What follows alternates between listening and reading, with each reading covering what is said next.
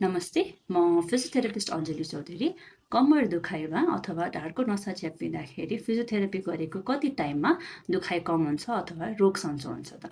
तपाईँलाई 1-2 दिन अगाडि नै धेरै बेर उभिनु भएको छ अथवा धेरै बेर हिँड्नु भएको छ, धेरै लामो ट्राभल गरेर धेरै बेर बस्नुपर्ने भएको छ अथवा सडनली तपाईँले गरुङको काम गर्नुभएको छ भन्दा यस्तो बेला तपाईँको ढाडमा झस्का बसेर मासुहरू कसिएको मात्रै हुन्छ तर नसा च्यापिएको हुँदैन।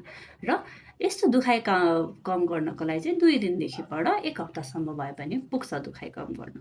तर तपाईँले लामो समय उभिने काम जस्तै पसलमा उभिने अथवा टिचरको काम, ट्राफिकरको काम अथवा धेरै लामो बेरसम्म बस्ने स्टुडेन्ट, ब्याङ्कर, टेलर अथवा सपकिपर अनि त्यसपछिबाट धेरै बेर निहुरेर काम गर्नुपर्ने कन्डिसन जस्तै खेतमा काम गर्नुपर्ने, लेबर काम गर्नुपर्ने यस्तो कन्डिसनमा चाहिँ ढाडको हड्डीहरू खिएर नसा च्यापिएको हुन्छ र यो नसाहरू को दबाव कम गर्नलाई नै हामीलाई 1 देखि 2 महिना लाग्छ, किनकि मासुहरू तपाईँको तन्किन नै त्यति टाइम लाग्छ र त्यसपछि बलियो बनाउनलाई हामीलाई 2 देखि 6 महिना लाग्छ। सो यदि तपाईँको दुखाइ धेरै अगाडिदेखिबाट छिप्पिँदै आएको छ भने चाहिँ तपाईँलाई घट्टीमा पनि दुखाइ कम गर्न 1 महिना र तपाईँको ढाड बलियो बनाउन 6 महिना लाग्छ। तर तपाईँ दुखाइ भएको 1-2 दिनमै आउनुहुन्छ भने चाहिँ तपाईँको दुखाइ 2 दिनदेखिबाट 1 हप्तासम्ममै निको हुन्छ।